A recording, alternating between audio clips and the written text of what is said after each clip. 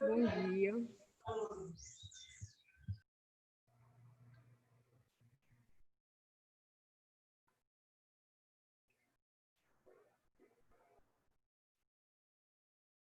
Bom dia a todos.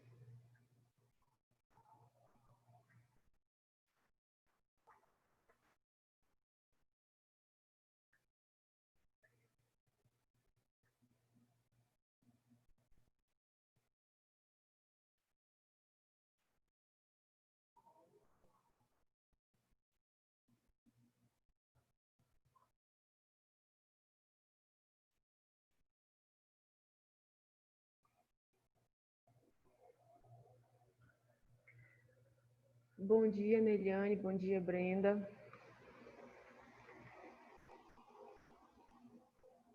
Bom dia, Camila.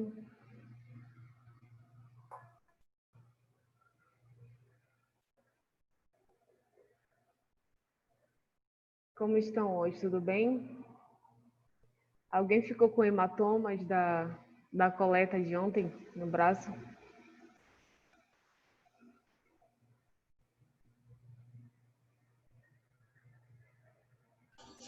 Eu não, professora. Ah, tá tudo certo então, né? Mandem uma mensagem no grupo, por favor, falando que a gente já vai começar. Por favor.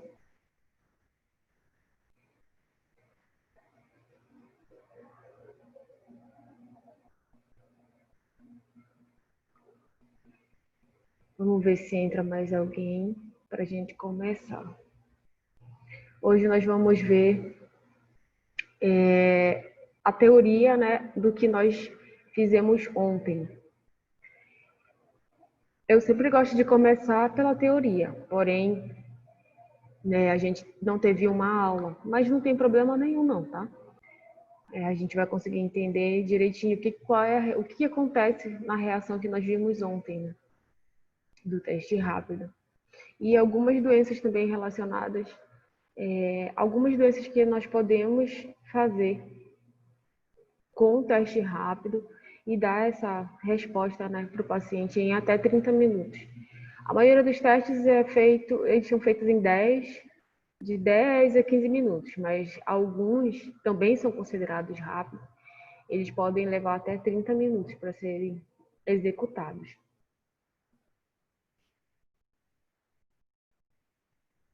Bom dia, Eric.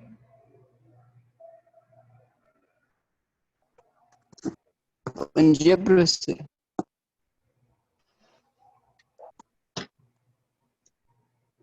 Deixa eu ver aqui no grupo, avisar que vamos começar.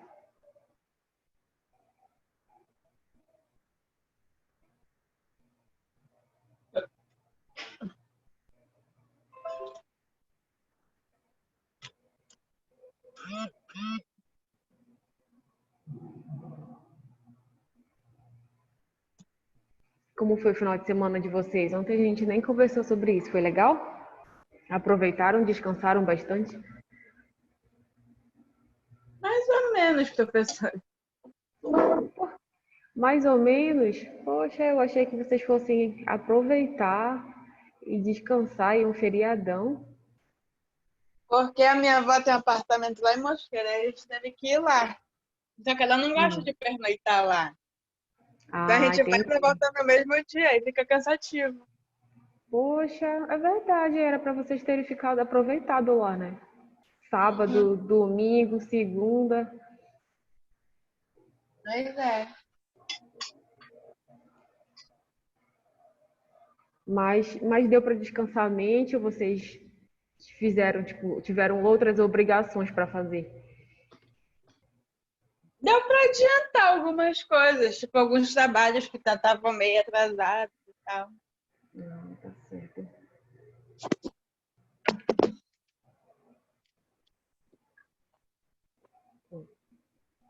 Bom, enquanto eles não... Vamos começar, né? Vamos ver se depois eles começam a chegar. Bom, então hoje nós vamos falar sobre os testes rápidos, a teoria, né? Aplicar agora na teoria o que nós vimos ontem, saber o que acontece, quais são os mecanismos para que quando a gente coloque a amostra, ela emita uma coloração, né, para dizer se aquele resultado ele é reagente ou não reagente. Então, porque a gente logo começa a especificar isso de ser negativo ou positivo, né? Para a gente pode até falar positivo ou negativo, mas quando a gente vai liberar um resultado, a gente sempre libera como reagente ou não reagente. Por quê? Os testes rápidos, eles vieram para facilitar muito a nossa vida, né? Porém, quando você vai analisar a questão da sensibilidade, da especificidade, a gente consegue perceber que eles não são tão específicos como os outros testes. Então, se ele for pouco específico e pouco sensível, eu posso liberar um falso negativo, né? Então, eu também tenho que analisar outro fator, que é a questão da janela imunológica.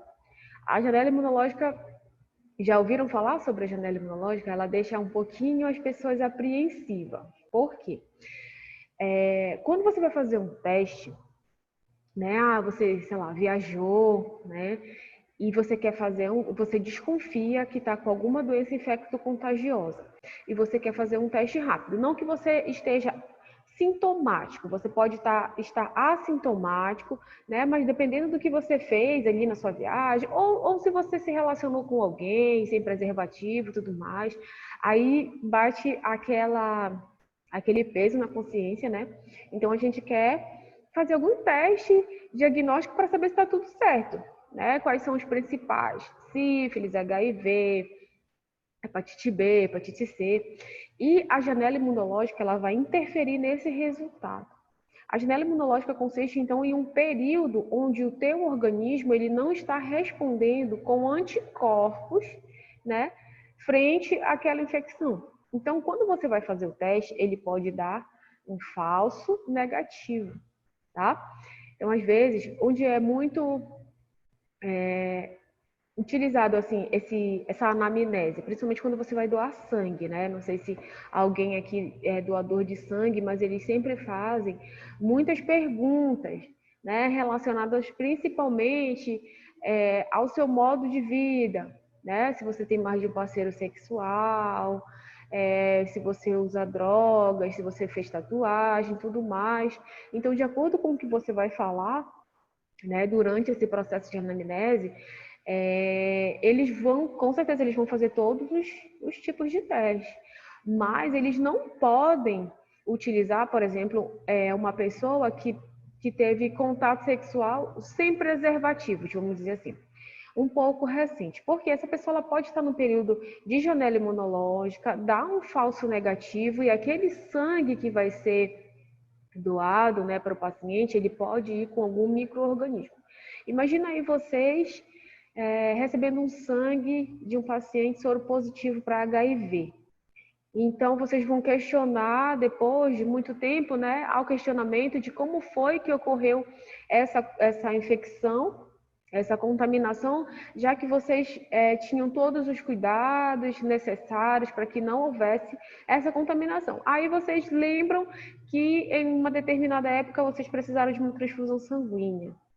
Então vocês vão lá no banco de sangue, né? E eles vão falar, não, nós fizemos todos os testes compatíveis para todas as doenças infecto-contagiosas e esse paciente que doou para você, né, estava negativado para todos esses micro-organismos. Mas ele poderia estar no período de janela imunológica. Por isso que é importante a gente não omitir nada, tá bom? Quando a gente vai doar o sangue, por conta disso. Então, pode dar um falso negativo e eu posso contaminar outra pessoa, tá? Então, os testes rápidos a gente tem que levar em consideração, né, esse período de janela imunológica. Então, o que eu posso fazer para que eu tenha certeza que eu não estou contaminado? Eu tenho uma opção. Eu fiz o teste, de acordo com tudo que eu vivi, eu tenho essa dúvida porque, sei lá, eu não me preveni, não usei preservativo. E, sei lá, de repente a pessoa, ela tem uma vida mais agitada. A gente não pode falar uma vida promíscua, porque não é só pessoas que se relacionam com mais de uma pessoa que podem, né, ser contaminados. Então, há várias formas de contaminação. Então, para essa pessoa, ela deu positivo, então eu me relacionei e eu tenho dúvidas se essa pessoa, né, sei do histórico dessa pessoa e quero fazer. E o meu teste deu negativo. Então, o período, geralmente, o período de janela imunológica, ele demora de 30 a 40 dias, em média. Então, se você ainda estiver com dúvidas, você pode fazer depois, novamente, um teste. E ainda, se você não quiser fazer um teste um teste rápido, né, você pode fazer um teste mais sensível, mais específico. Se você não tiver plano de saúde, ele vai ser, né, um pouco mais caro, porque os outros testes, como a acurácia deles é melhor, então ele vai te dar uma maior confiabilidade, tá bom? Então, depois de 30 a 40 dias, você pode repetir o teste para saber se você não estava nesse período de janela imunológica.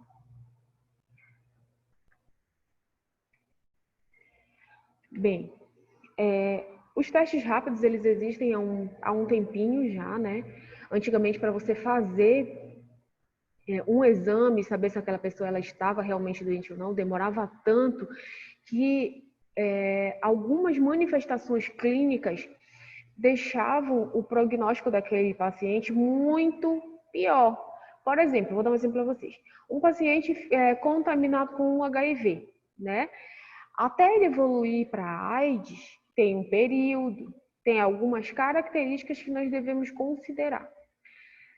Se você está com a imunidade baixa, né, você pode fazer um teste para saber o que você tem. Imagina aí você esperar por meses o resultado de um teste.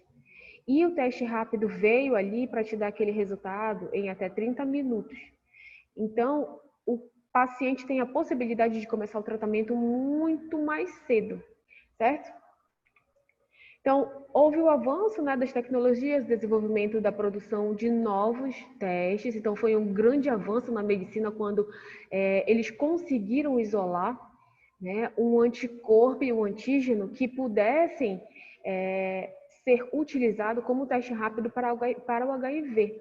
Então, a gente vai ver que o HIV ele vem desde a década de 30, só que muito depois é que foi possível ser produzido um teste rápido para eles.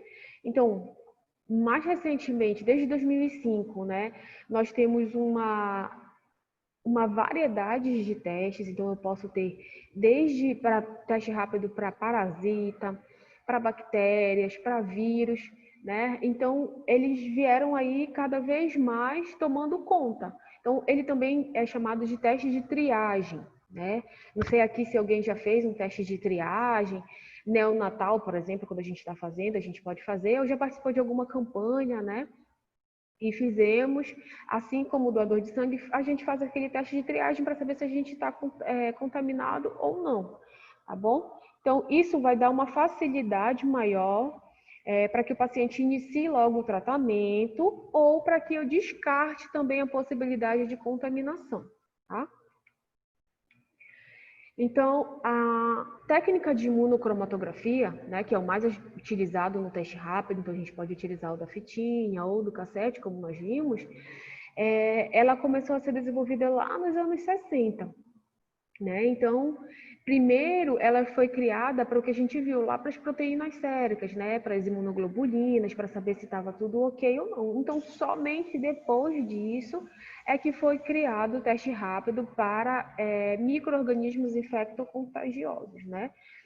Então, desde essa criação, nós podemos aí, nós temos, na verdade, teste rápido que vai detectar, como nós vimos lá, o antígeno, né, e o anticorpo contra dengue, malária, amebíase, peste bubônica, brucelose. Então, são diversas doenças que eu posso dar o diagnóstico para o paciente em até 30 minutos, tá bom? Até H. pylori. Eu solicitei o teste rápido de H. pylori, eu não sei se eles vão conseguir para a gente, mas eu solicitei. Imagina você, né, ter um teste onde você não precise fazer a endoscopia, né? Que se você não tiver um plano de saúde, a endoscopia é muito cara, né? Em alguns lugares ela chega a custar de 800 a R$1.000. E você tem a possibilidade de fazer essa detecção dessa bactéria através de um teste rápido, né? O resultado desse exame Ele também demora muito, além de ser caro, né, de 800 a R$ 1.000. Então, a endoscopia, o resultado demora, você demora para conseguir marcar, né? E às vezes a gente tem que iniciar o tratamento, não sei se alguém já teve aí que fazer o tratamento contra H. pylori. Então, é um tratamento demorado, é um tratamento... Bom dia, Leida. É um tratamento muito difícil de ser feito, você tem que fazer a ingestão de altas doses de medicamentos, né? Principalmente ampicilina. Então, são 500 miligramas de ampicilina por dia. Então, é uma alta dose. E o que acontece? Se você demorar muito para iniciar o tratamento contra H. pylori, pode ocorrer a formação de úlceras no seu estômago, né? E até ali evoluir para um diagnóstico de câncer, né? Desde que você tenha também a predisposição genética para isso, tá bom? Bom dia para as meninas que entraram agora. Então, o teste de imunocromatografia, ele vem para ocasiões em que a gente precise tomar uma decisão rápida. Aí, como, por exemplo, agora, né, do coronavírus. Milhares de pessoas morrendo, milhares de pessoas contaminadas e milhares de pessoas sem sintomas. Então, a dificuldade de você fazer o distanciamento social de pessoas sintomáticas já existe e é alta. Agora, vocês imaginam como é ter que fazer, né, ter que deixar aquela pessoa que está contaminada em casa se ela não manifesta sintomas, tá? Então, aí, para doenças, para decisões rápidas, eu logo lanço a mão de um teste rápido. Por isso que tem uma corrida, né? Teve uma corrida aí muito grande para saber quem ia conseguir lançar um teste rápido que fosse sensível e específico. Mas o que eu vejo agora, eu não sei se alguém de vocês fez o teste rápido para coronavírus, e se estava com sintomas e deu negativo, porque eu tive amigos que fizeram e mesmo assim deu negativo. Então, o que significa? Então, a gente tem duas possibilidades, né? Uma que a gente já havia conversado é que o paciente ele conseguiu eliminar aquele vírus através da imunidade de células T, ou o teste diagnóstico não é tão sensível e específico quanto a gente pensava. Então, a gente tem que ter uma alta carga viral ali, né, para saber se aquele paciente está positivo realmente. Então, para pacientes assintomáticos já fica um pouco difícil, né? Se puder fazer um outro tipo de diagnóstico, é melhor ainda.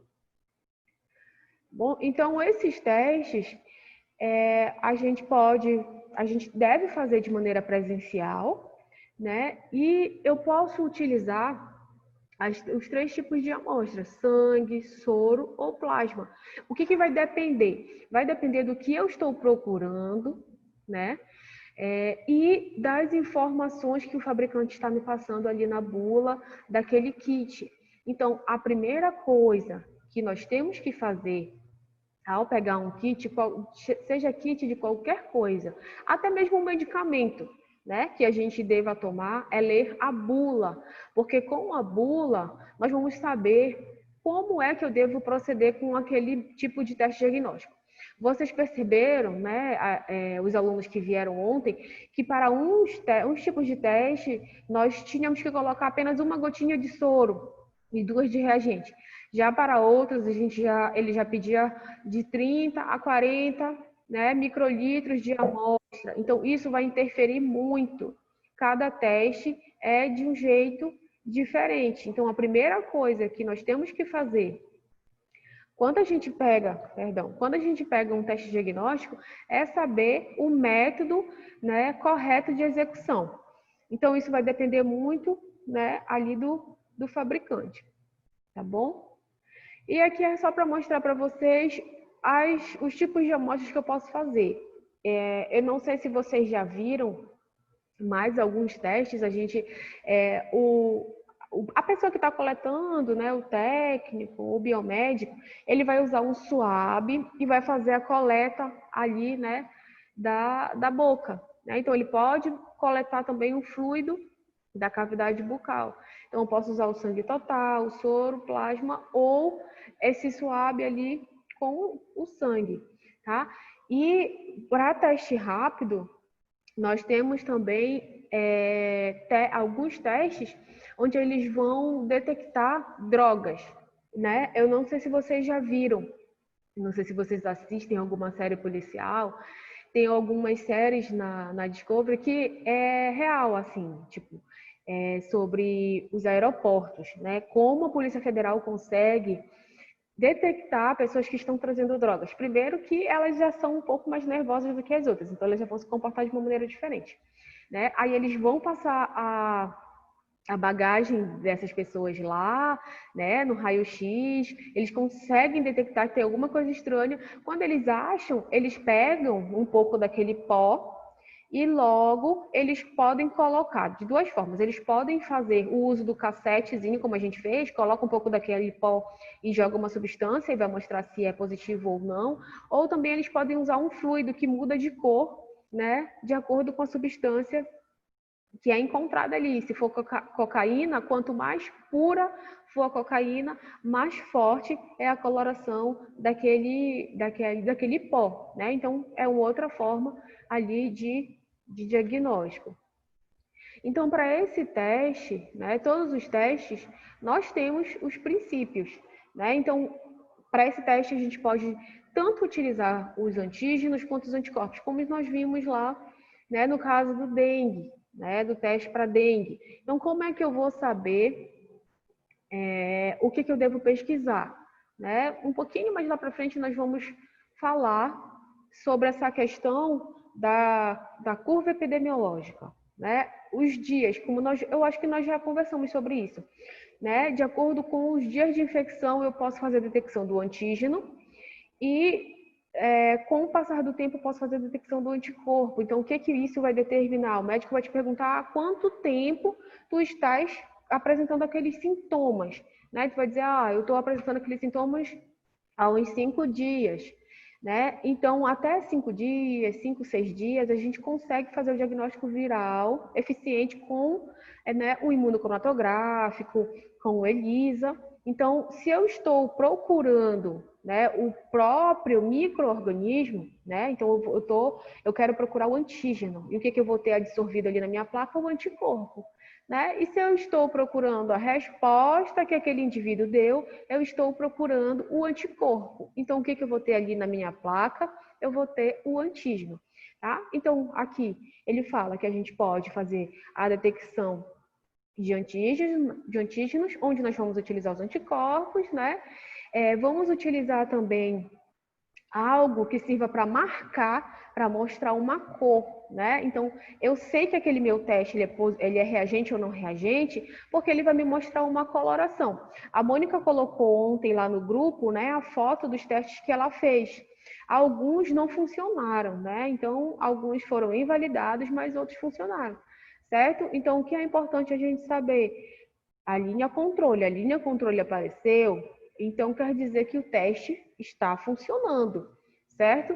Então, para que aquela coloração naquela linha apareça, eu preciso utilizar algo que quando haja aquela reação, aquela interação antígeno-anticorpo, eu tenha uma coloração e eu consiga observar, né? Que aqui a gente fala que a gente tem que empregar um corante insolúvel, né, que a gente pode usar o ouro coloidal, que vai dar aquela coloração ali de rosa, meio avermelhada, que geralmente são, né, as cores que o teste tem, forma aquela fitinha rosa, ou também o prata coloidal, que já vai dar aquela cor de azul marinho, né? Então, alguns testes, eles vão ter as duas linhas, uma linha rosa, uma linha azul, ou as duas linhas rosas. Isso vai depender, né, desse corante insolúvel que foi empregado ali naquele teste, tá? E vai haver, então, essa revelação da cor de acordo com essa interação antígeno-anticorpo.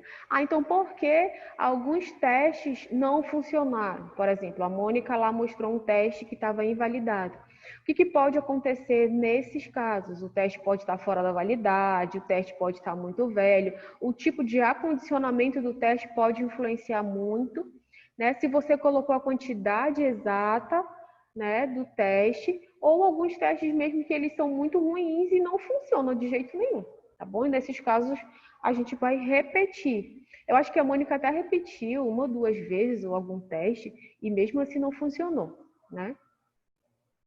Então, o que acontece por dentro daquela fita, né? Por dentro daquele cassete que eu tenho ali? A gente fala que é um teste de fluxo lateral, né? Então, eu tenho naquela fitinha, eu tenho já impregnado, de acordo com o que eu vou querer buscar, fazer a pesquisa, o meu antígeno, o meu anticorpo, que já vai estar impregnado lá naquela partícula, naquela membrana de poliestireno ou de látex, né? A gente tem vários tipos vários fabricantes, eles podem usar, né, diversos tipos de tira ali. O que eu tenho também? Eu tenho o fluxo capilar. Percebam aí nessa imagem que eu tenho uma gota, né? Provavelmente ali como ele está falando que eu tenho anticorpo, então provavelmente com o meu antígeno, certo? Pode ser aqui um teste para vírus. Então, eu coloco a minha amostra até onde a fita indica, né? Se for positivo, vai haver essa interação entre o antígeno e o anticorpo. Eles vão migrar, aí onde vocês estão vendo, né? Por fluido capilar, né? É a linha do capilar. E eles vão se ligar ao anticorpo, ao antígeno que estão presentes ali, né? Na pontinha da fita, que é lá onde a gente vai ver a coloração, tá bom? Então, após isso, né? Geralmente a gente coloca o reagente. Eu acho que um dos únicos testes onde a gente não coloca o reagente é no HCG, tá bom? Então, quando a gente colocar o reagente, o que vai acontecer? Eles vão migrar se a amostra for positiva, né? Eu vou ter essa interação, aí aquela solução, né? Aquele antígeno ou aquela coloração insolúvel que eu vou utilizar vai se ligar, tá bom? Que é essa partícula rosa que vocês estão vendo. Então, quando ela se liga, aí nessa interação antígeno-anticorpo, a gente consegue observar a cor, tá certo? Então, aí é através disso que eu consigo observar a cor.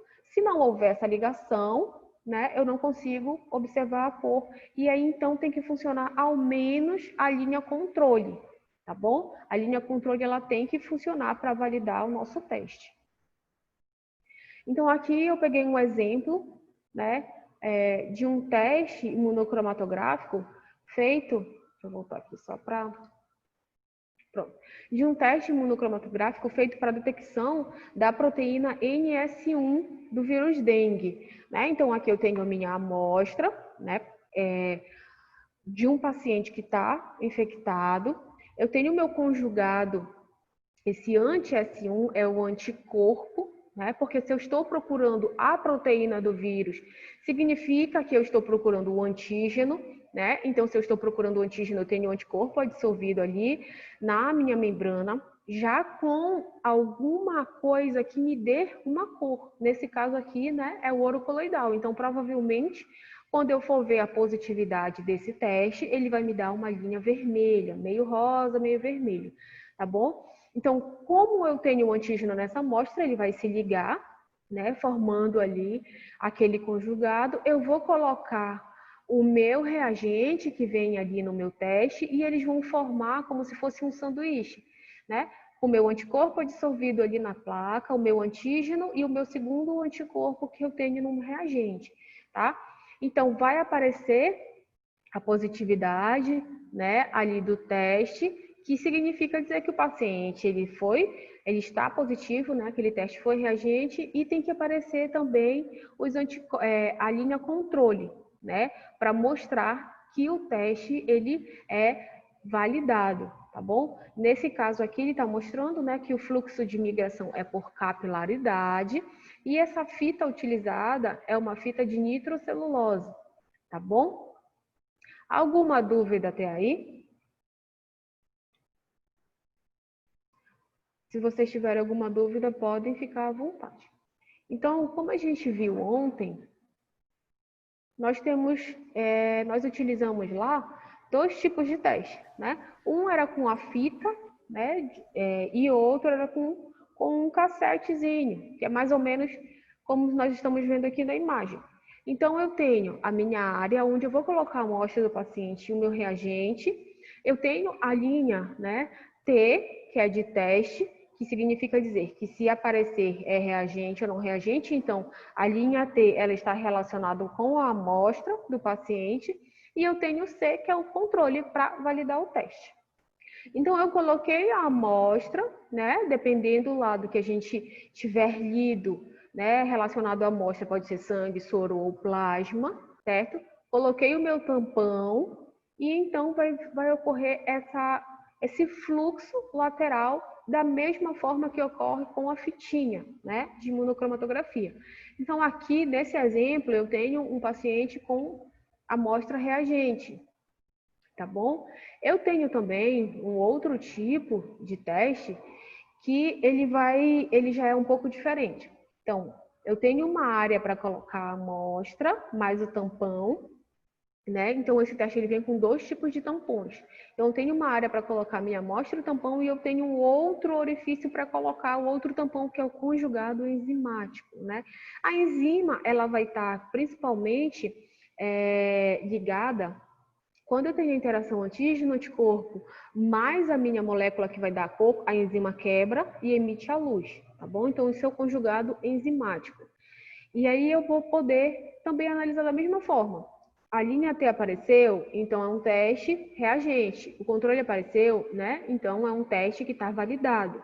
Provavelmente o paciente está com aquela infecção que nós estamos procurando. O método de execução é muito simples, vocês viram, né? Então, eu não preciso ter muito treinamento para fazer. Na verdade, o que eu mais preciso ter é atenção, porque eu tenho que respeitar o tempo que o teste está dizendo para ser desenvolvido. Se eu tirar antes do tempo, pode ser que não ocorra aquela interação, né, do antígeno do anticorpo. E se eu deixar muito tempo, pode ser que haja uma interação e dê um falso positivo. Então, sempre nós temos que estar atentos quanto ao tempo. Se o teste fala que eu tenho que esperar 10 minutos, eu vou esperar 10 minutos. Se o teste fala 15, eu vou esperar 15. Tá bom? Então, imagine que vocês vão estar no laboratório fazendo vários testes ao mesmo tempo e que vocês vão liberar diagnóstico positivo ou negativo, né, reagente ou não reagente, para doenças muito importantes. Por exemplo, hepatite B, hepatite C, rubéola, HIV, são tipos de doenças que vão fazer a vida do paciente mudar de uma forma, né, muito brusca. Então, ele precisa entrar ali com uma medicação. Tá bom? E você vai estar colocando o seu CRBM ali. É um teste muito fácil de fazer, eu posso colocar, é só colocar ali a amostra, né, como a gente viu, e colocar o reagente. Mas se eu não seguir direitinho aquele protocolo, pode dar errado. E aí, imagina você liberando o resultado positivo, né, de um paciente que não está com HIV, por exemplo. Ele vai ter que entrar com a medicação urgente, com todos os coquetéis, né?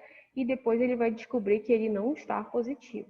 Ou imagina você fazendo diversos testes, não identificando ali com o nome do paciente e você liberar um teste um resultado de outro paciente. Então, apesar do teste ser rápido, sempre nós temos que fazer com calma, né? E observar direitinho o que nós estamos fazendo, tá bom?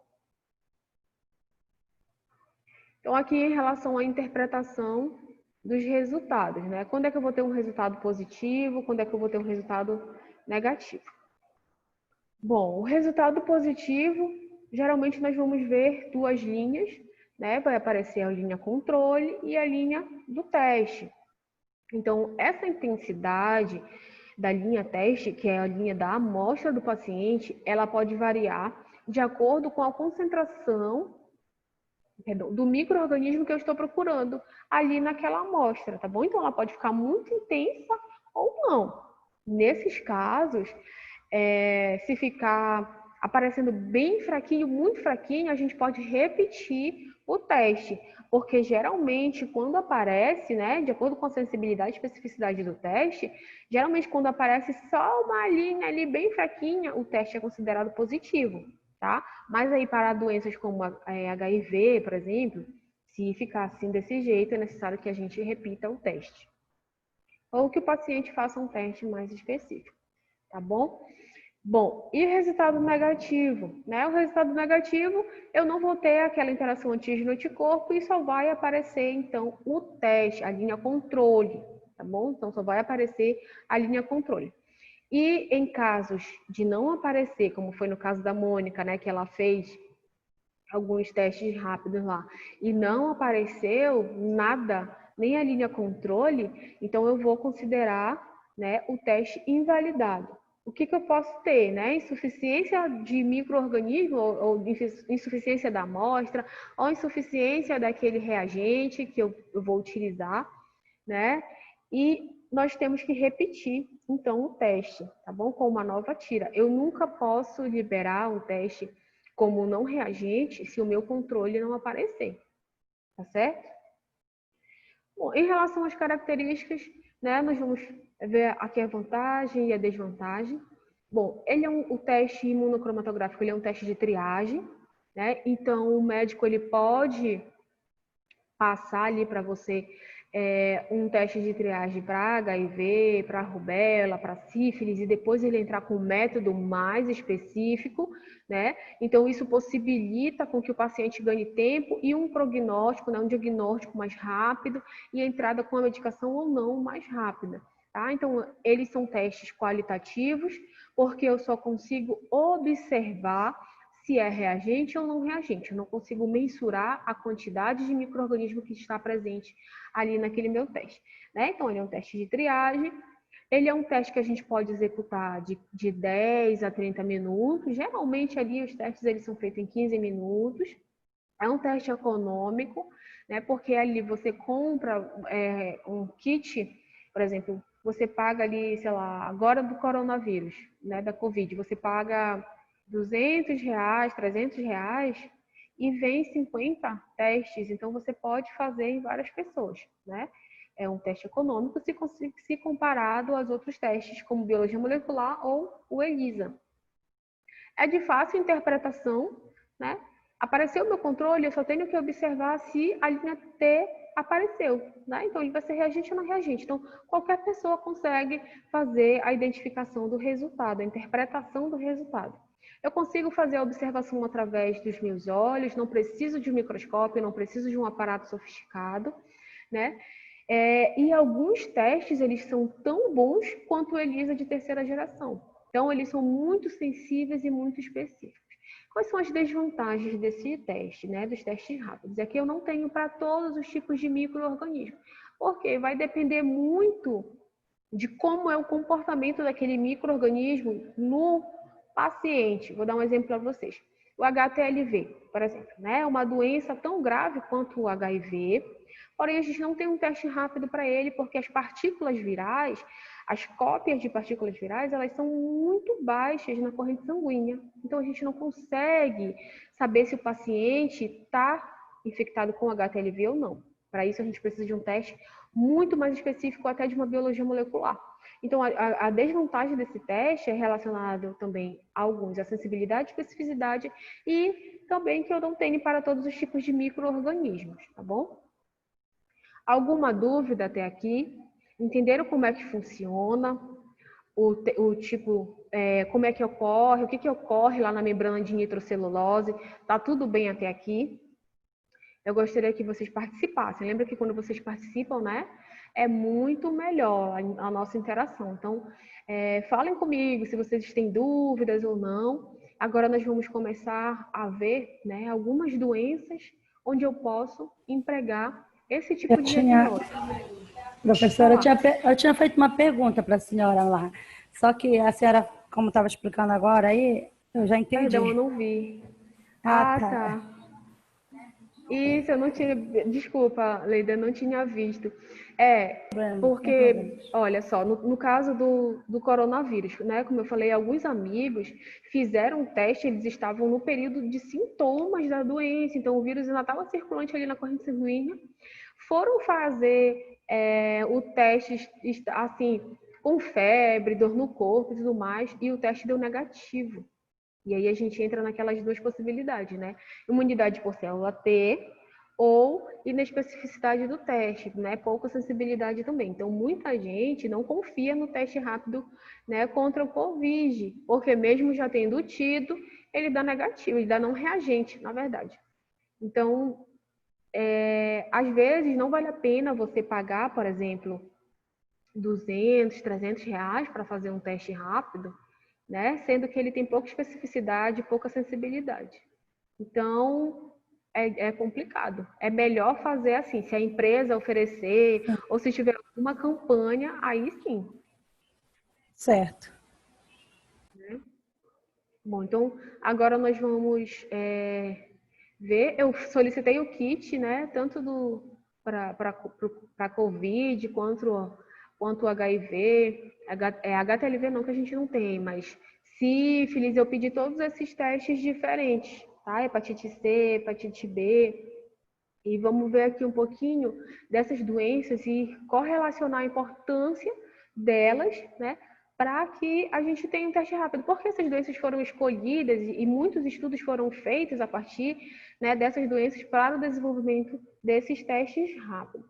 Vocês já ouviram falar, né? Eu não sei, na verdade, se vocês já ouviram falar, que nós temos 2 tipos de HIV. Já ouviram falar? Ou, assim, que existe o HIV todo mundo sabe, né? Mas que nós temos 2 tipos, eu não sei se todo mundo já tinha ouvido falar. Porque vocês ainda não tiveram virologia, né? Vão ter, eu acho que lá pelo 7º semestre, creio eu que seja isso, né? Lá pelo 7º semestre que vocês vão ter virologia.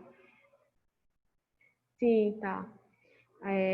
Então, sabem a diferença entre o HIV 1 e 2? Conseguem me dizer qual é a diferença entre um e outro? Por que eu devo fazer essa detecção para os 2 tipos? Pode falar. Eu nem sabia que tinha 1 e 2. Olha, legal, Renata. Não sabias? Bacana quando eu mostro alguma coisa que a pessoa não sabia. Acho legal. Então, a gente tem os 2 tipos, né? Bom, eu peguei algumas coisas das minhas aulas de virologia, mas eu não posso me aprofundar muito porque a professora Carla vai passar para vocês virologia, né? Infelizmente, não sou eu que dou virologia, gostaria muito, mas, enfim, peguei algumas coisinhas assim, então eu vou pincelar algumas coisas para vocês aqui. Espero conseguir tirar a dúvida de vocês, né? Bom, então eu vou explicar primeiro, antes de passar para cá, vou explicar primeiro um pouquinho sobre essa diferença que existe entre os 2 tipos, né? Primeiro a gente vai falar em relação à genética do vírus.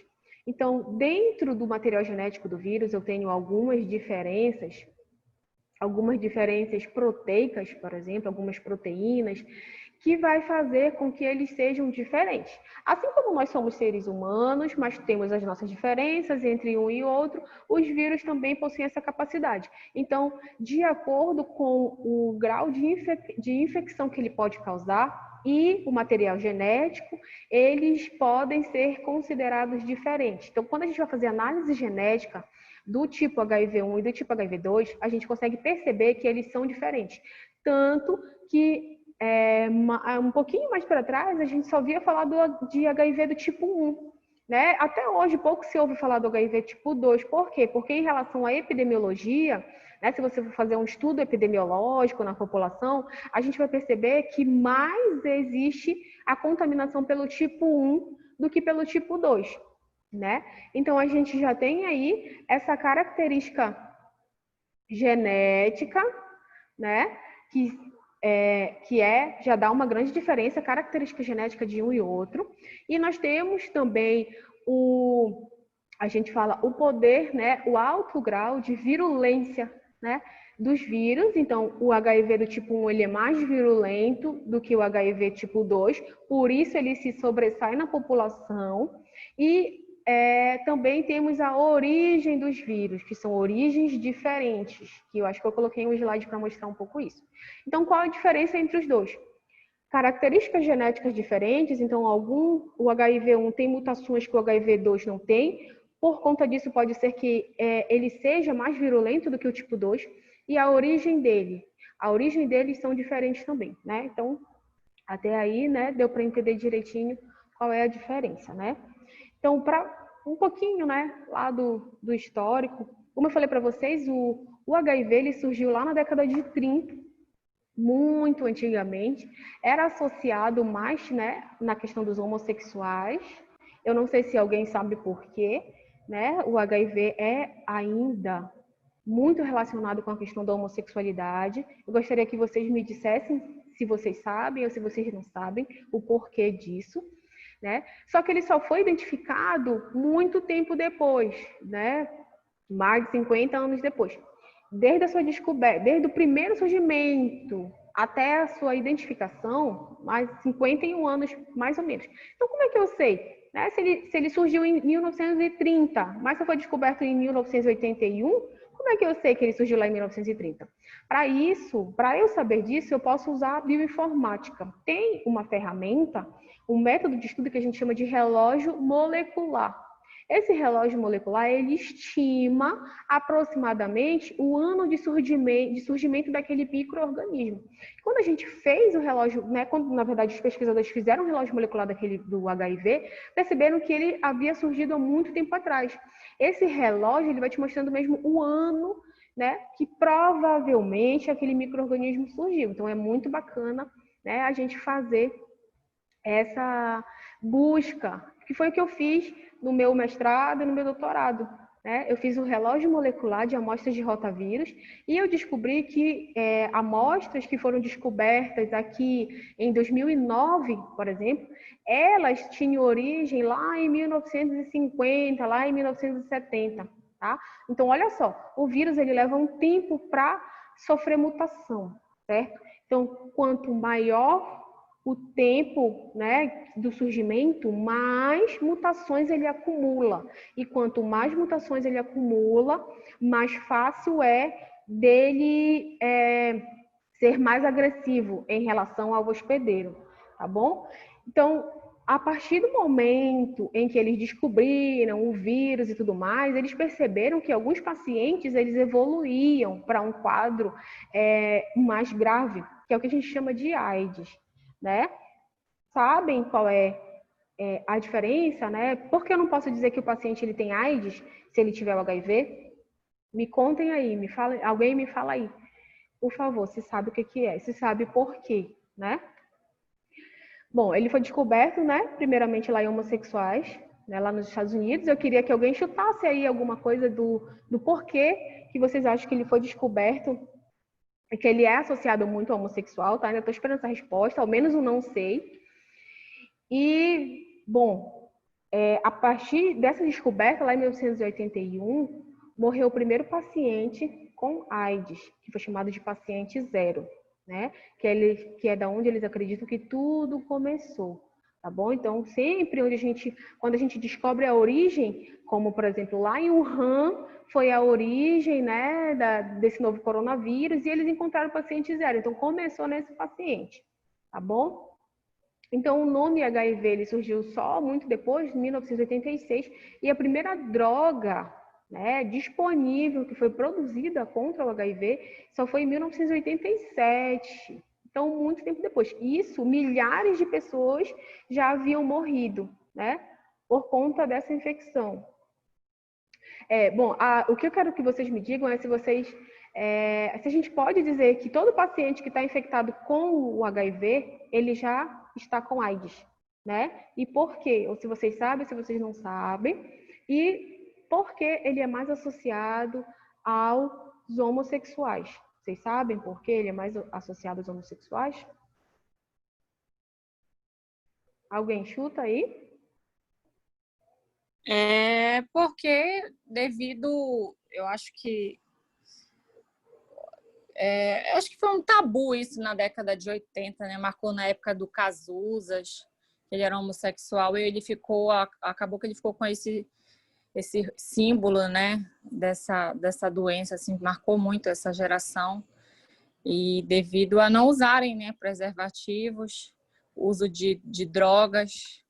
Então, eu acho que é isso, mais ou menos. Mais ou menos isso, mas o Eric também falou aqui essa relação da relação sexual sem preservativo. Mas vamos analisar. Eu posso ter uma contaminação de um homem para uma mulher, numa relação heterossexual. Posso ou não posso? Sim, pode.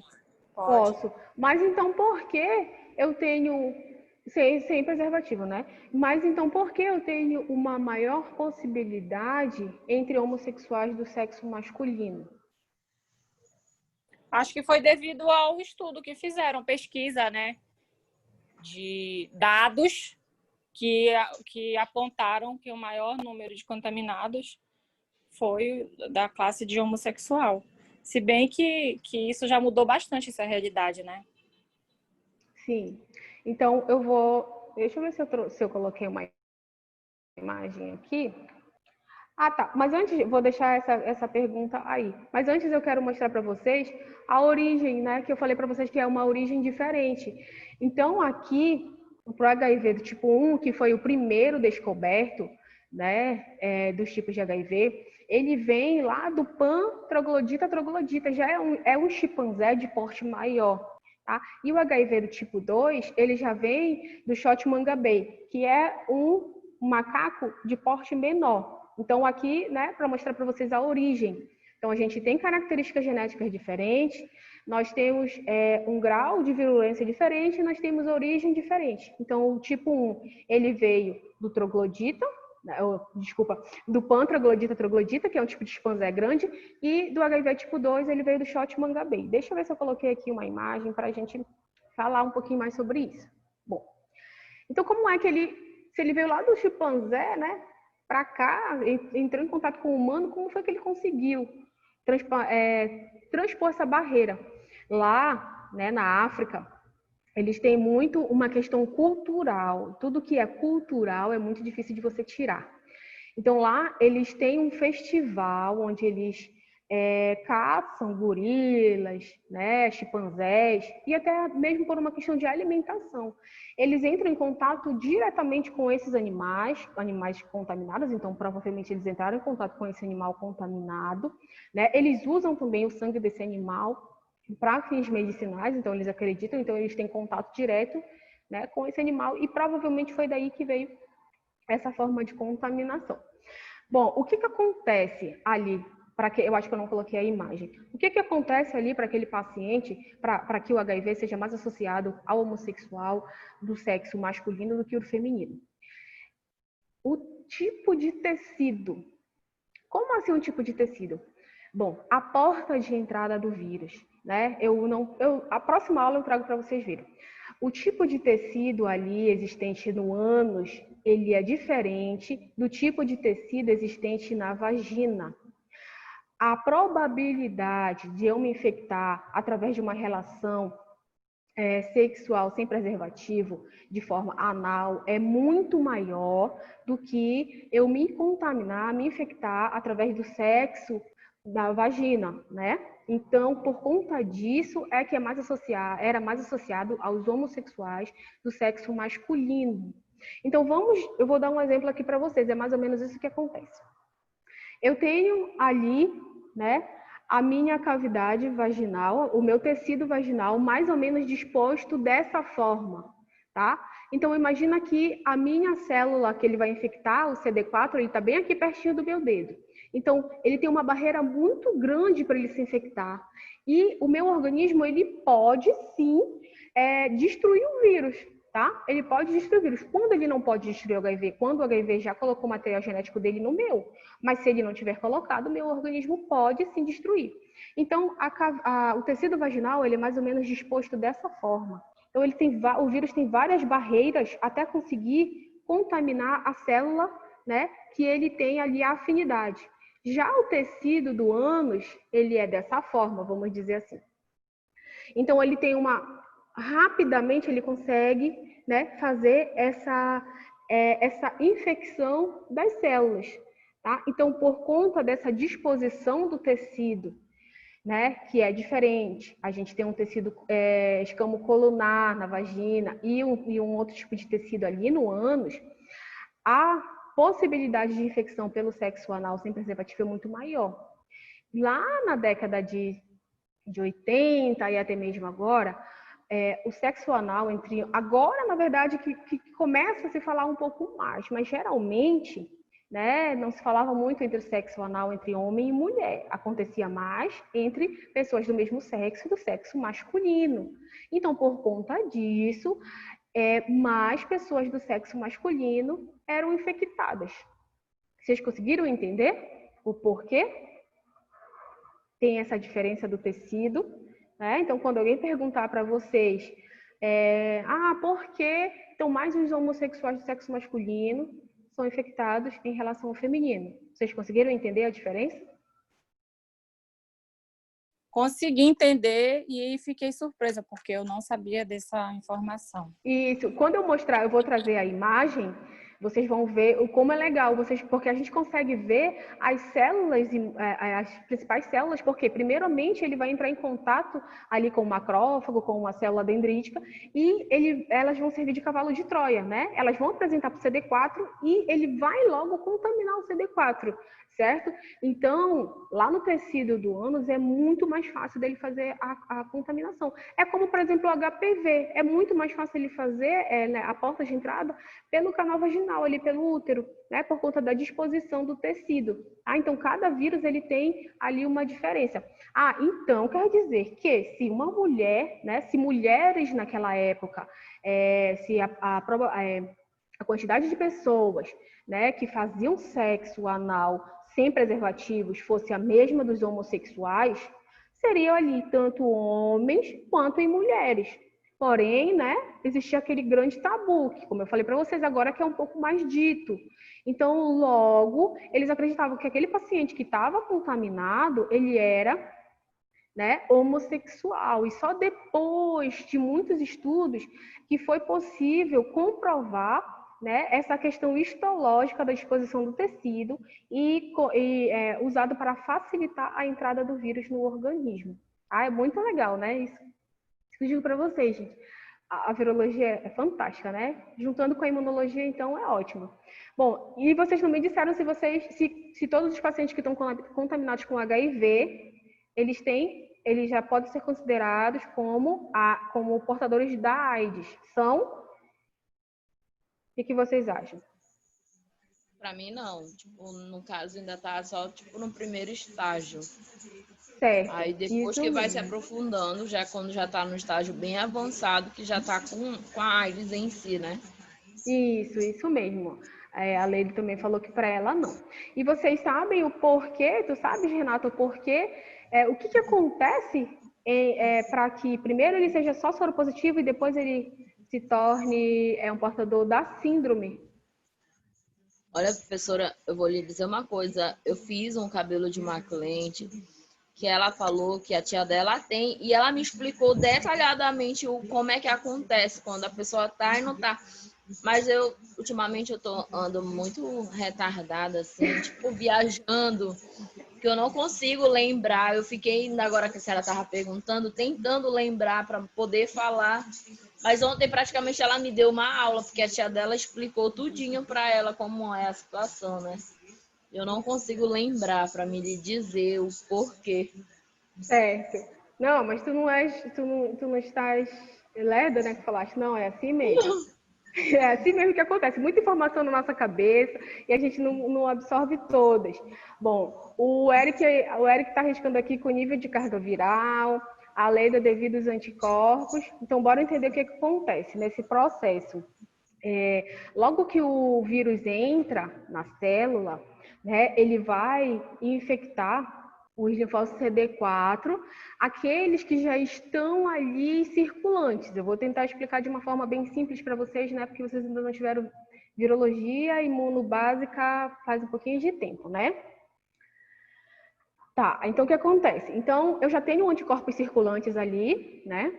E ele vai contaminar, vai infectar essas células. Então, eu ainda tenho uma medula, né, ali progenitora, produzindo células limpas, vamos dizer assim, sem o vírus. Então, o paciente ele ainda consegue, né, fazer uso da medicação, não fica doente, né, porque ele não atingiu a medula óssea. Quando ele muda, né, com o passar do tempo, que tem a ver também com o aumento da carga viral, se a imunidade dele baixar, o que acontece? Ele começa a contaminar uma célula que é chamada de CCR5, né? Um tipo de receptor celular. Quando ele vai contaminar o CCR5, ele já vai contaminar as células que vão ser produzidas. Então, todas as células que a medula produzir já vão sair contaminadas. Tá? Então, ele fica sem defesa alguma. E aí, por conta disso, é que a gente chama, né, de síndrome da imunodeficiência, porque eu não tenho defesa contra a bactéria, contra os outros vírus, né, contra fungos. Então, geralmente, o paciente, quando ele está ali na infecção, né, quando ele já está na síndrome, a gente consegue observar que ele já está muito magro, que ele, principalmente, ele está com infecções fúngicas na pele, como empige, como pano branco, tá? Então, o que vai fazer essa diferença? Dentro do nosso organismo, né? Primeiramente, ele vai infectar as células CD4 e quando ele muda o tipo de infecção, quando ele começa a infectar células do tipo CCR5, né? Receptor do CCR5, ele consegue contaminar esses linfócitos virgens, né? Lembram lá do linfócito naive? Então, já sai de lá CD4 contaminado. Quando o CD4 está contaminado, lembra que ele é um auxiliar, ele não consegue passar informação ali eficiente para o CD8. Então, o teu organismo acha que não está acontecendo nada. Quando ele percebe que tem algo de errado com as tuas células CD4, o que acontece? Ele ataca e destrói todas as células CD4, todas, né? O que acontece? O paciente fica ali sem proteção, uma gripe pode matar ele, né? Uma pneumonia, geralmente o paciente com AIDS, ele morre em decorrência de pneumonia, né? Então, se o paciente tiver com alguma lesão no pulmão, geralmente o médico pede logo para ele fazer um teste contra HIV, para saber se ele está, né, contaminado ou não. Tá? Então, o que vai determinar é o tipo de célula que ele está infectado. Essa foto aqui, essa imagem, foi do primeiro paciente, né, que morreu comprovadamente por AIDS. Então, essa é uma foto real, tá? Tinha uma estudante de jornalismo que estava fazendo acompanhamento desse caso, né, para o mestrado dela, e a família permitiu. Então, notem como esse paciente ele está definhando, né? Então, não tinha um diagnóstico rápido, não tinha uma droga eficiente, né? E percebam que ele pode ter contaminado várias outras pessoas, né? Então, essa imagem é uma imagem que choca muito a gente, porque ele morreu nos braços da família dele e ninguém podia fazer nada mais, porque o vírus já tomou conta, né? Ele insere o material genético dele no nosso e a gente não consegue mais, né, tirar. Por isso, se você achar que está contaminado de alguma forma, você tem que entrar logo com a medicação, logo com o coquetel, para ver se em até, né, antes de 72 horas, ele não fez aquela ligação e não inseriu o material genético dele no seu. E aí sim você consegue, né, eliminar o vírus, tá bom? Outra coisa que pode acontecer, outra situação, é que agora foi descoberto uma mutação no alelo 32 do receptor que tem ali no linfócito CD4. Então, pessoas que têm essa alteração, o vírus não consegue entrar na célula. O que acontece? Essa pessoa pode contaminar outra pessoa, mas ela nunca vai evoluir, por exemplo, para AIDS, que a gente chama de controladores de elite. Não sei se vocês já ouviram falar. Né? Tem um grupo que a gente chama de controladores de elite, onde eles possuem o vírus, só que o vírus não inseriu material genético no organismo deles. Então, eles não evoluem para AIDS. Já ouviram falar que teve casos agora de 3 pacientes que foram curados, né? Eram portadores de HIV e foram curados. O que aconteceu? Agora a gente pode fazer aquela associação, né, com o tipo de célula. eles receberam doação de medula óssea. Então, eles receberam uma célula saudável que ia dar origem a células saudáveis, né? E olha a sorte desse paciente. Isso, passou em vários lugares. E olha a sorte desse paciente. Essa pessoa que doou, ela tinha essa alteração no alelo 32. Então, a pessoa ela ficou curada de leucemia e ficou curada, né, ali da AIDS, né? Mas assim, é 1 em 1 milhão para que a sua medula óssea seja compatível com a de outra pessoa e para que essa pessoa tenha essa alteração nesse alelo 32. Então, assim, foi bem sorte, né, daquela pessoa. Aí, então, como a Mônica falou, né, várias pessoas foram contaminadas e para o HIV, não sei se vocês já ouviram falar, mas existem grupos onde eles se reúnem para contaminar outras pessoas, tá? Então, eu trouxe aqui algumas reportagens para vocês verem, né, de pessoas que contaminaram outras pessoas intencionalmente. Então, esse rapaz, ele ia para as festas, contaminava, fazia a pessoa ter relação. Isso, realmente agora tem outros coquetéis que estão sendo utilizados. Fazia a pessoa ter relação sexual com ele, sem preservativo, e depois mandava uma mensagem dizendo que ele havia contaminado a pessoa. Então, ele foi preso, né, por conta disso. Aqui no Brasil também aconteceu, esse rapaz também contaminou pessoas de propósito, né? Esse outro também, várias mulheres denunciaram. Essa moça aqui é um caso bem curioso, onde ela fala que ela contaminou mais de 324 homens no período de novembro a fevereiro do ano seguinte. Não é muito pouco, né? Muita gente que ela contaminou. Não sei como foi que ela contaminou tudo isso de gente, mas enfim, então tem pessoas que fazem isso, né? Então a gente acredita, não sei se, então tem alguns exemplos que eu vou mostrar para vocês, Leida, que algumas pessoas são soropositivas, mas elas não evoluem.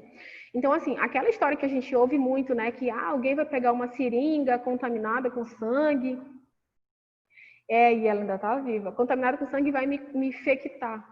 Por quê? A gente associa muito o portador do vírus, né, do HIV, com pessoas em estágio avançado, em estágio da AIDS.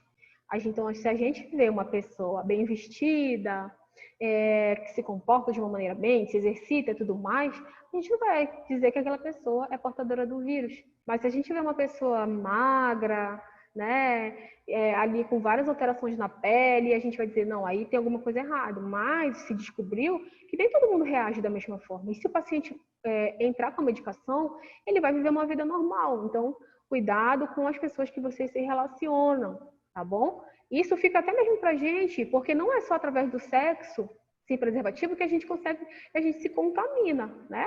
Objeto pérfuro-cortante, compartilhamento de material, até principalmente quando a gente vai fazer tatuagem. Então, observem essas coisas, né? Façam um check-up periodicamente, tá bom?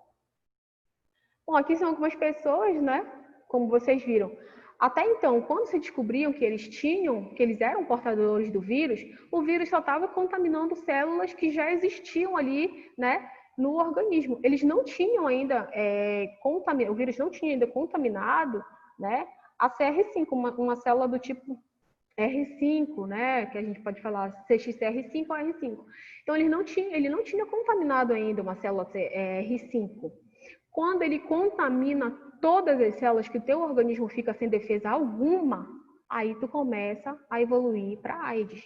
Então essas pessoas, né, que a gente conhece aí, evoluíram, mas não tinha até então um medicamento eficaz, não tinha algo eficaz que eles pudessem fazer, e eles tinham muito dinheiro, né?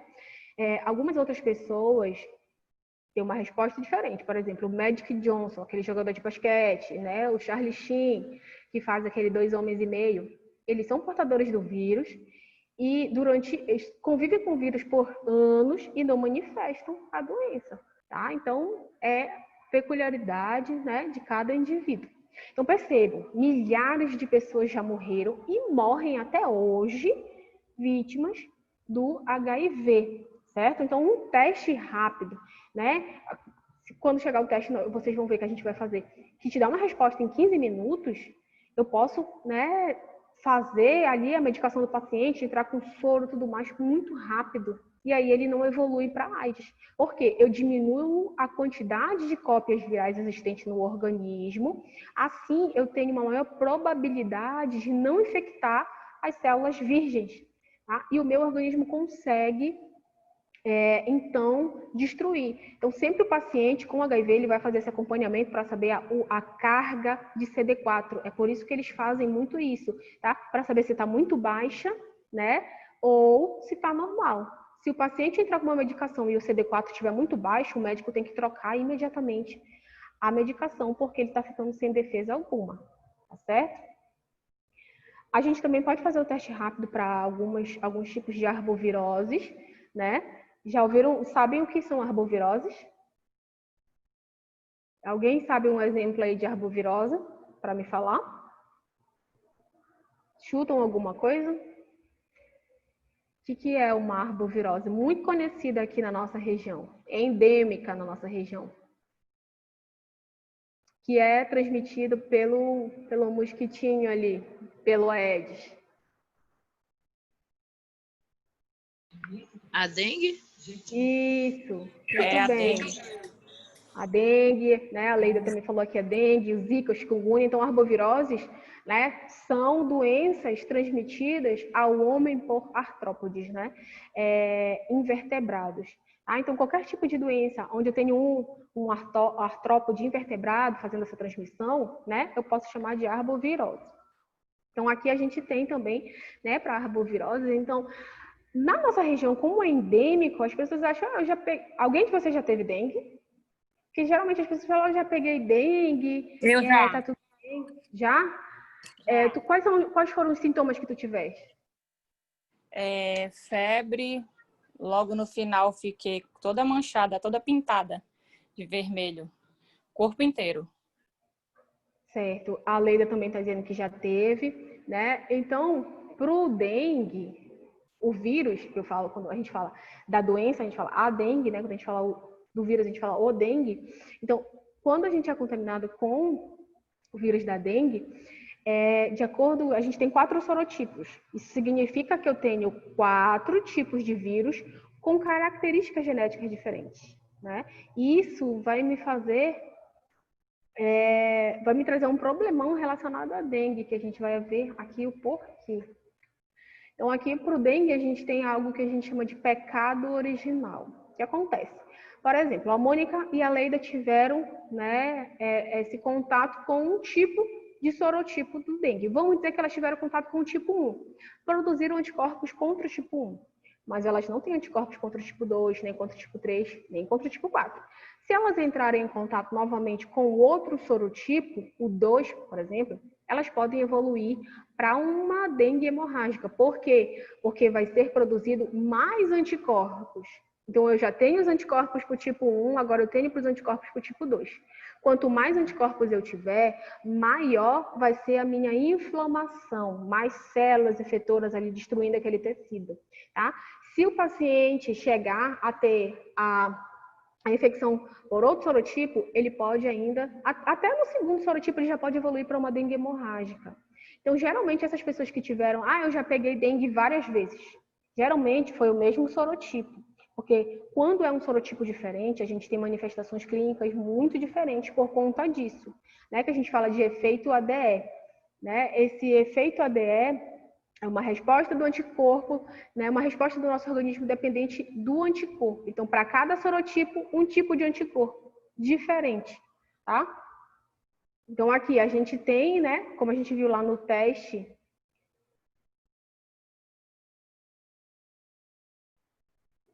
nossa, a Leide está dizendo aqui que ela teve a dengue hemorrágica, né?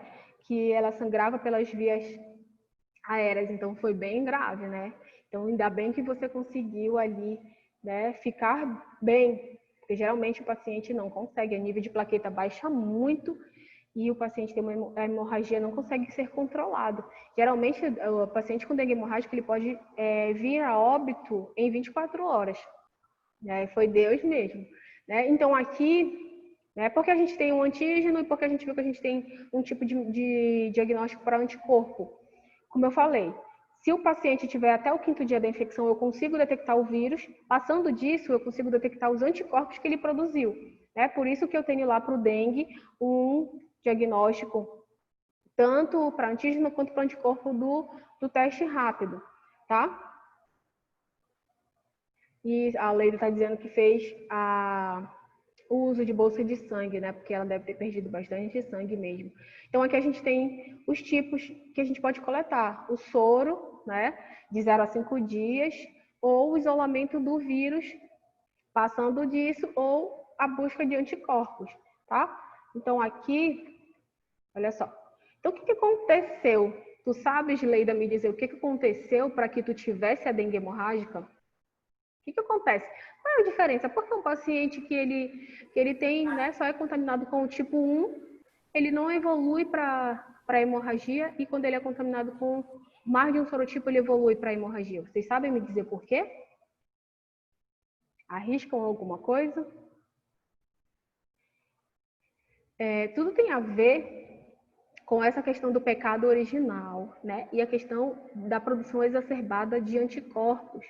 Então, eu tenho muitas células ali sendo destruídas e eu tenho uma célula muito importante que é uma molécula, né, chamada ecaderina. Não sei se vocês já ouviram falar. O que a ecaderina faz? A ecaderina, ela vai ligar o tecido sanguíneo, né? Então, o vaso sanguíneo é como se ela fosse a cola ali para o vaso sanguíneo. Então, o fluxo está passando aqui dentro, né? Tudo normal. Quando o paciente ele tem contato com mais de um sorotipo de dengue, né, a formação desses anticorpos vai fazer com que haja destruição da ecaderina. Então, isso aqui é o que acontece no tecido sanguíneo quando a gente tem dengue hemorrágica. A gente não tem a molécula que segura e ocorre o extravasamento de sangue, né? Que pode passar pode sair por todos os orifícios. Então, um teste imunocromatográfico, onde eu posso dar a resposta para o paciente em 10 minutos, vai fazer, né, com que eu tenha uma conduta muito mais rápida. Se a Leida não tivesse descoberto a tempo que ela estava com dengue hemorrágica, né, através da análise laboratorial, com diminuição de plaquetas, o teste, ela poderia vir a óbito, tá bom? E acontece que o paciente fica desse jeito, né? Ó, a Leida disse que teve, né, o aparecimento dos sintomas bem rápido, né? Então, geralmente, fica desse jeito.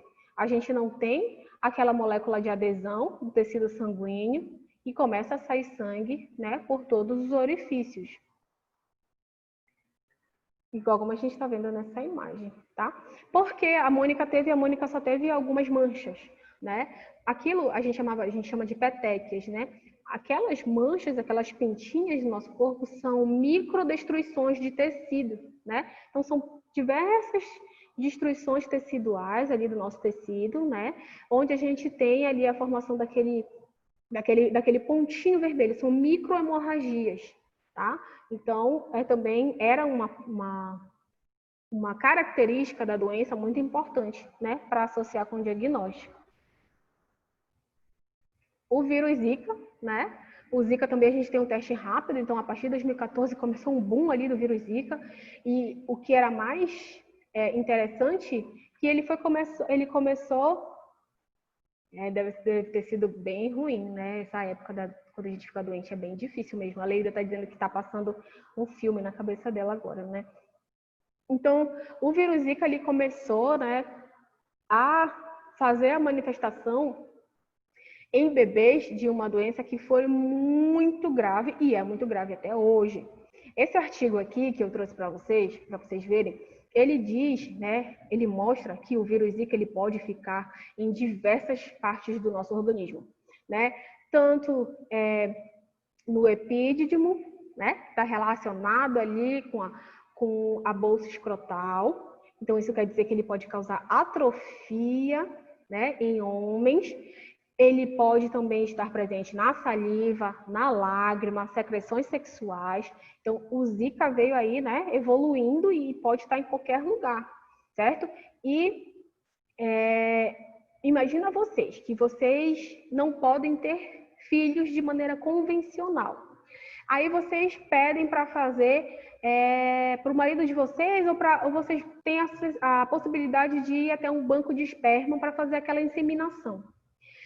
Então, foi percebido que o vírus ele pode ficar ali naquela secreção por muito tempo e ele pode contaminar uma mulher. E o que acontece quando uma mulher grávida é contaminada com o vírus Zika? Alguém lembra aí o que acontece com o bebê? Microcefalia, né? Microcefalia. Isso. Acontece isso. Então, imagina você ali, tá correndo atrás de um sonho, né, para engravidar e tudo mais, e aquela secreção já está contaminada. Então, é uma coisa muito grave, né? Então, o Ministério da Saúde, ele determinou aqui uma circunferência para ser adotada como normal e uma circunferência para ser adotada como uma criança que possui a microcefalia, né? Então, os bebês, eles ficam dessa forma, então é uma coisa muito triste de ver, porque a mulher já estava ali, né, fazendo acompanhamento, principalmente nos 3 primeiros meses, onde ainda não está formado o tubo neural da criança, né? Então, tem uma maior chance de ter a microcefalia. Então, até se descobrir esse problema, que era associado com a infecção do Zika, muitas crianças nasceram com essa deformação, tá? Então, olha a importância do teste imunocromatográfico, né? Em 10 minutos eu poderia falar ali para aquela grávida que ela estava contaminada e eu poderia tomar alguma medida preventiva, né, contra o vírus, tá? Outro tipo de doença são as gastroenterites, né? As gastroenterites, eu não sei se alguém aqui já teve uma diarreia intensa. Tem uma diferença entre uma diarreia causada por bactéria e uma diarreia causada por vírus. Geralmente, a diarreia causada por bactérias, você come alguma coisa, não te dou nem 30 minutos, tu já queres ir no banheiro, já está desesperado. A diarreia ocasionada por vírus, tu comeu alguma coisa, tu fez a ingestão de alguma coisa contaminada com fezes e tu vai ter um tempo, né, para que aquela diarreia aconteça. Mas quando ela acontece, ela vem como se fosse um jato de diarreia. Tá? Então, morre muitas pessoas, muitas crianças, principalmente idosos e pessoas desnutridas, contaminadas, principalmente com rotavírus, norovírus, adenovírus, e o diagnóstico rápido faz com que o médico faça com que aquele paciente entre logo com a reposição de eletrólitos, né? Então, pode salvar a vida de alguém, tá? É esse teste que nós vamos fazer. Semana que vem é o imunocromatografia para rotavírus, então não comam nada que vá fazer vocês ficarem enjoados, tá bom? Porque a gente vai mexer com fezes, tá certo? E vocês sabem que nem sempre, né? Na verdade, não tem um cheiro agradável. Ou ele fede muito, tem um odor muito forte, ou não, nem tanto, mas ele nunca vai ter um cheiro agradável, tá bom? Então, nós vamos fazer esse teste semana que vem para rotavírus, tá? É o teste imunocromatográfico, como a gente fez. Então, nós vamos pegar aquele tubo Eppendorf, só que ao invés de sangue, nós vamos colocar fezes e o reagente. Vamos misturar, né? Fazer a mistura. Colocamos a fitinha. Então, vai aparecer o controle, né? A linha de rotavírus ou a linha de adenovírus, que a gente tem um teste que ele já faz para adeno, rota e noro. Então, tu já descarta ou tu já tem essas 3 possibilidades ali do paciente, tá bom? Eu tenho também o teste rápido contra a sífilis, né? Que já é considerada uma IST, né? Também transmitida quando a gente tem a relação sexual sem proteção. Então, a gente tem aqui 3 estágios da doença, onde o Ministério da Saúde considera os mais contagiosos, quando a pessoa está no primeiro e no segundo estágio, né? O mais estágio de contaminação, tá? Aqui já é ocasionado por bactéria, né? Então, paciente que não cuida, que não trata, que não entra com a medicação, ele pode chegar, né, a ficar com essas lesões na pele. Aí a gente entra aquele questionamento novamente, por que a pessoa deixa chegar a esse estágio, né? Percebam que, principalmente quando é na área genital, o paciente demora mais para procurar ajuda, por conta da questão social, por conta da vergonha, né? E quanto mais ele demora a procurar, mais difícil, né? Mas tem uma evolução clínica ruim para ele, porque a bactéria vai tomando conta ali, né? E ela pode causar lesões muito graves. Na língua, o que acontece? Eu não sei se aqui alguém já teve ou tem afta. Afta é muito normal, né? Essas aferições na nossa boca quando a gente está com aumento ou diminuição, principalmente diminuição do pH. Quando está muito ácido, geralmente as pessoas falam que a gente está com alguma alteração no fígado. Então a gente tem essas aftas. Que pode ser normal, sua imunidade baixou, principalmente quando as mulheres estão no período menstrual, a imunidade baixa, né? A gente está com uma imunidade muito baixa. Então começa a aparecer, pode aparecer candidíase, pode aparecer afta, é normal. Então o paciente acha que ele não está com uma doença sexualmente, na verdade, uma infecção sexualmente transmissível, né? E com isso ele pode passar para outras pessoas. Por isso que a gente fala, um rostinho bonito, muitas vezes, pode ter uma boca horrível por dentro. Então, cuidado, né, com quem vocês forem ali beijar, tá bom? Isso, Eric. O tratamento é bem dolorido, né?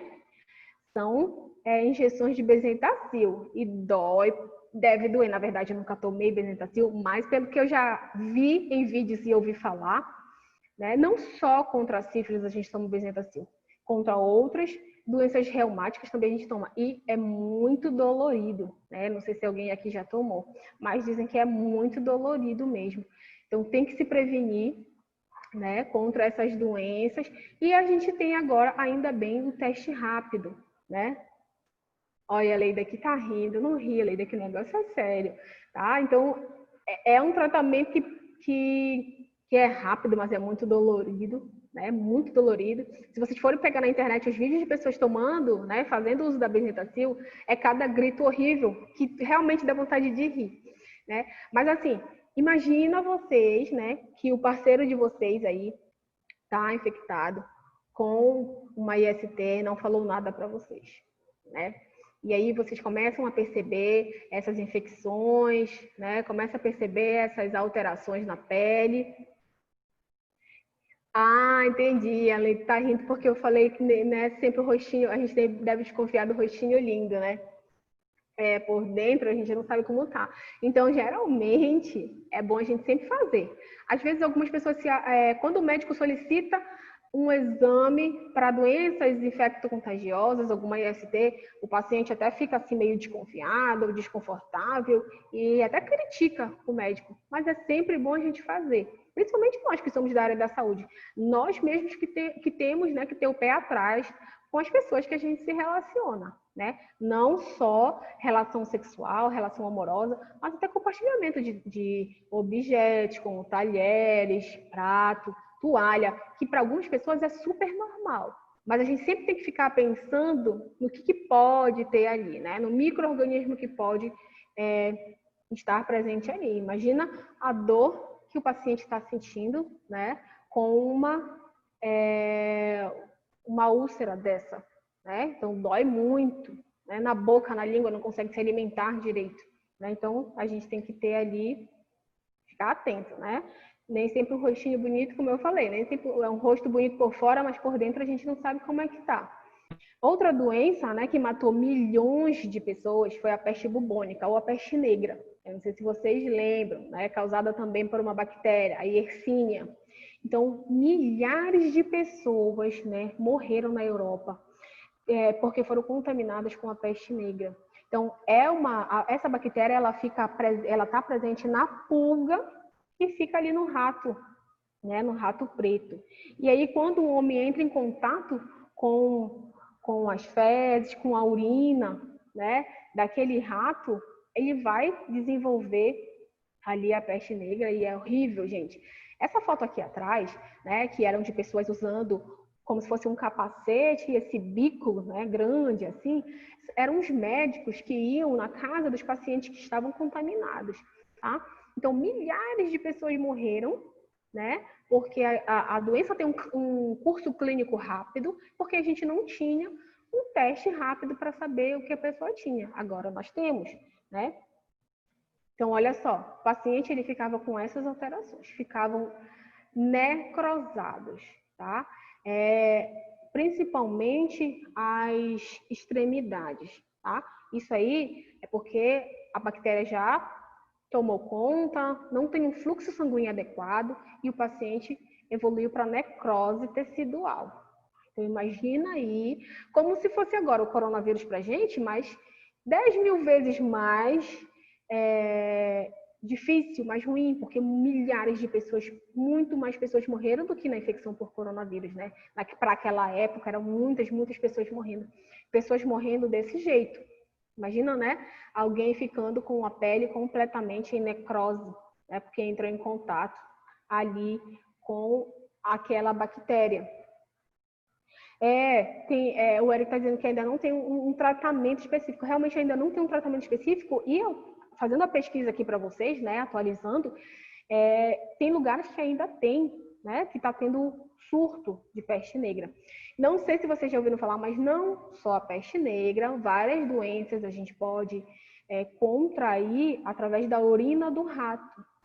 Pode parecer engraçado, mas para algumas pessoas do interior, a gente não pode dizer que a pessoa é burra, porque a gente só pode cobrar conhecimento daquelas pessoas que já passaram, já tiveram conhecimento daquilo, né? Por exemplo, sei lá, se alguém for me perguntar alguma coisa muito óbvia, e eu não souber, eu não vou ser burra, talvez eu não tenha estudado, eu não sou burra, mas eu só posso cobrar de alguém que já passou, já teve aquela experiência, sabe do que eu estou falando. Então, algumas pessoas no interior, principalmente, acham que o rato, ele só urina de 3 em 3 meses. Não sei se alguém já ouviu falar isso. Então, imagina aí, um rato vai segurar, parece muito bobo pra gente, né? Como um rato vai segurar a urina durante 3 meses e só vai urinar depois de 3 meses? Só que a gente está aqui para passar o conhecimento para o outro, né? Não para fazer chacota dele. Então, a gente tem que explicar direitinho que não é assim que acontece, que ele faz urina normal e se entrar em contato, eu posso evoluir até, né, a morte, porque ele pode ocasionar aquela doença que a gente chama, né, de doença do mijo do rato, leptospirose. Já ouviram falar? A leptospirose também, o quadro clínico do paciente evolui muito rápido, né? Ele entra em óbito muito rápido. Então, a gente sempre tem que passar essa informação da forma mais sutil que a gente puder, né? Senão, nosso diploma não serve para nada. Se eu sempre for querer falar com as outras pessoas de forma, vamos dizer, rebuscada, como eu falo dentro aqui da área acadêmica, né? De nada serve, porque o que a gente aprende aqui é para a gente e para quem está lá fora, né? Então, por mais que possa ser engraçado, a gente sempre tem que explicar ali, né, direitinho, tá? E para algumas doenças também animais, como a sinomose, né? Que o animal ele fica completamente debilitado, né? Então, a gente também tem um teste rápido que vai detectar, tem uma vacina também, né, contra a sinomose. Então, a gente tem um teste rápido que vai detectar ali, né, se aquele animal ele está ou não com sinomose, e de acordo com a evolução, por exemplo, se ele já está com muita alteração, é mais fácil a gente conseguir controlar dali e não evoluir do que a gente conseguir tratar completamente aquele animal, tá? Então, ela é causada por um vírus, e agora a gente também tem um teste rápido, né, para detecção de sinomose.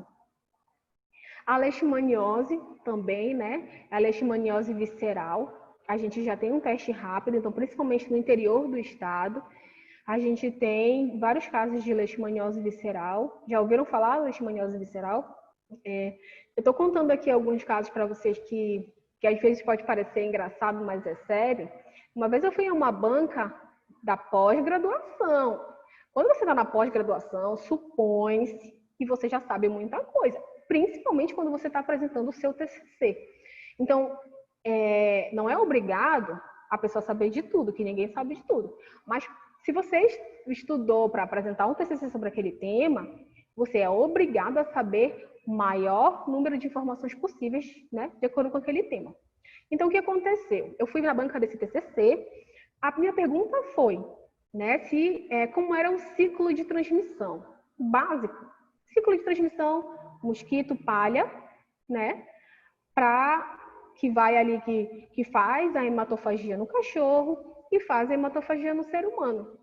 Eu perguntei como era o ciclo de transmissão, se tinha essa possibilidade de passar do mosquito para o ser humano, e a menina me disse que não, porque o parasita ficava lá nas vísceras do cachorro e não tinha como o mosquito fazer, né, essa hematofagia, porque ele tinha que chegar ali na víscera.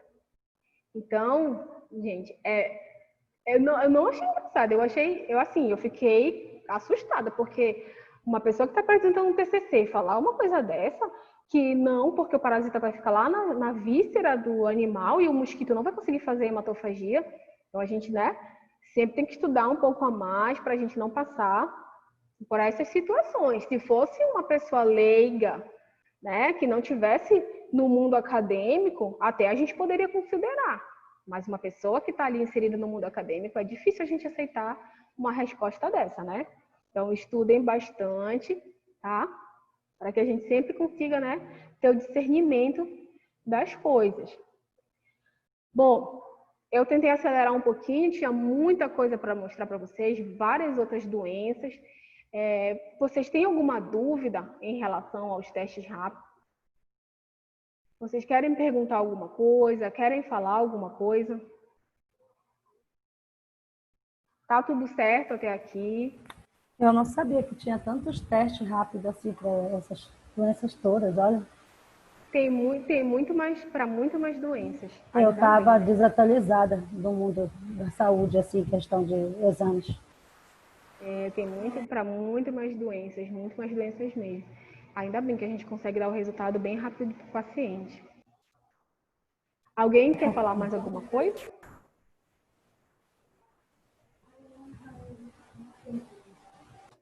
Não, tudo certo. Mônica, Renata, Eric. Tudo certo. A Virna está dizendo que está tudo certo. Tudo Tá certo. bom. Então, nós vamos ficar por aqui. Bom almoço para quem ainda não almoçou, né? Boa tarde para vocês. Se tiverem alguma dúvida que queiram me perguntar depois, podem me perguntar. Vou disponibilizar a aula. Assim que eu conseguir disponibilizar a aula, eu aviso vocês no grupo, tá? E até terça-feira que vem, Deus quiser. Tá bom? Boa tarde a todos. Vou encerrar agora a nossa... Boa tarde, professor. Boa tarde. Vou encerrar aqui a nossa transmissão. Deixa eu ver aqui. Tá. Até terça.